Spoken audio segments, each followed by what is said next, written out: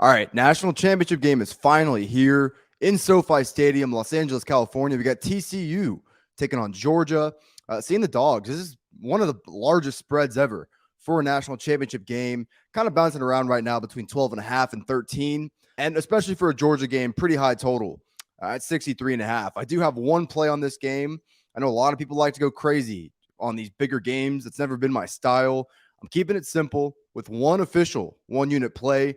Give me Georgia, minus the 13. Shouldn't be much of a surprise if you've watched this channel all year. Back to Georgia in their biggest games all season, such as when they played Tennessee and in the SEC title game against LSU. Now, we did actually fade Georgia in the Peach Bowl against Ohio State, but that had a lot more to do with kind of Ohio State's talent level and the fact that, unlike a lot of offenses, I thought Ohio State simply had the horses to go up with a borderline elite defense like Georgia. Don't think that applies here in this matchup. I don't want to take anything away from TCU. Obviously, pretty incredible that Sonny Dykes has them in this position in just his first year. But once again, last week against Michigan, we saw them string together that win in what I would call a pretty unrepeatable way. I mean, J.J. McCarthy from Michigan, 2 pick sixes. Michigan had the ball inside the 5-yard line twice and failed to convert. They fumbled on the one. And then if you remember that first drive of the game, they went for it on 4th and 2 and ran a dumb Philly special double reverse kind of play. So Michigan really squandered a lot of opportunities. They handed TCU 14 free points.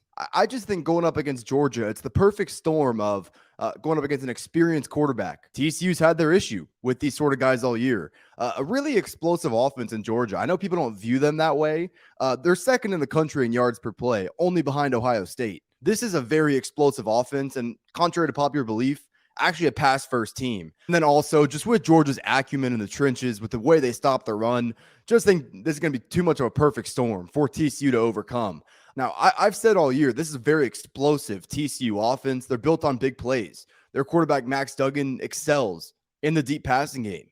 Their run game with Kendry Miller and DeMercado, I mean, those are big play backs. The issue is I just don't view them as consistent as, say, a Georgia offense. I've gotten some pushback for saying that, but it's kind of true. I mean, Max Duggan is not very good in the short to intermediate passing game. It's a big reason why against Kansas State and against Michigan, he was at or under 50% completion. He's going to hit on some deep balls, but I just don't know if TCU is going to be able to sustain drives in this game. Obviously, Kendry Miller got banged up in the Michigan game. I think he'll try to give it a go tonight, but I don't expect him to be very effective. While DeMercado is a really good backup running back, say what you want about Georgia's secondary, and we'll get into that in a second, but there's a top 2 run defense in college football. It's either Iowa or Georgia. Don't think TCU's winning up front in this game, and I don't think they're going to establish any sort of consistent run game on this Georgia defense. Now, listen, Georgia's secondary has been a little bit concerning these last 2 games. You saw LSU throw for 500 yards on this unit, and then obviously C.J. Stroud and that elite group of Ohio State wide receivers did have success against the Bulldogs. I'm not going to try to talk you off that maybe that unit's not in great current form. Another tough matchup going up against Quentin Johnston, Tay Barber, Davis, Savion Williams. But I will say this.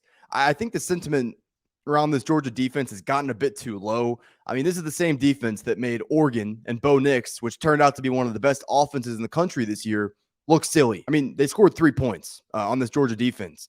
Tennessee and Hendon Hooker, back when Hendon Hooker was the best player in college football, did nothing against this Georgia defense. So you can talk about the recent performances. Like I said, I believe a team like Ohio State just has the talent to be able to match up with Georgia pretty well. But we've seen this secondary step up before. And just with TCU being at a disadvantage along their offensive line, 4 times this year, they've allowed 4 more sacks. We just saw Georgia be able to get after Stroud for 4 times in that Peach Bowl. TCU might hit on a few explosives, but just don't see this team being able to sustain drives here.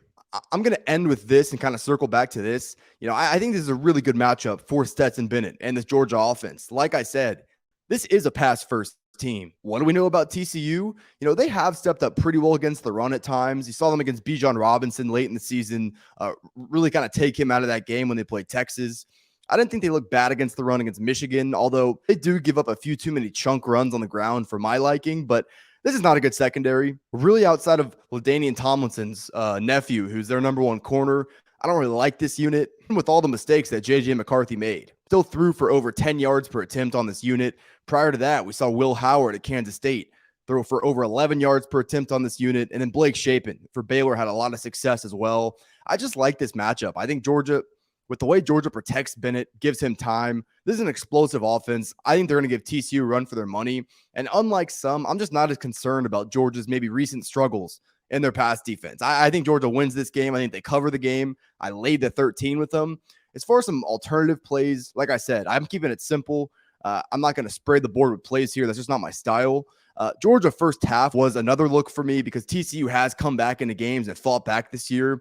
I just decided to lay to 13 over the full game, and also Georgia team total over. Not a bad look, but I could see a situation where if Georgia comes out hot, defense is playing well, gain a 2 or 3 possession lead, I could actually see them reverting to maybe more of a conservative approach, and that's kind of keeping me off that team total. I think the best way to play this game is to keep it simple. I'm not overreacting to Georgia's defensive issues in their secondary. I love this matchup for Stetson Bennett and co. Great season for TCU, but I think, unfortunately, it's going to come down in a pretty big way here. Georgia minus 13 is an official one-unit play for me.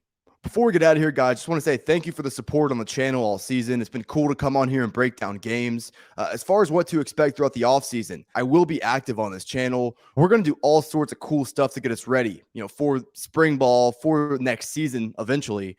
I'm going to do, transfer portal quarterback rankings, head coaching hire rankings. I'm going to have tons of content for you on the way, but just wanted to say thank y'all for the support, and we're just getting started.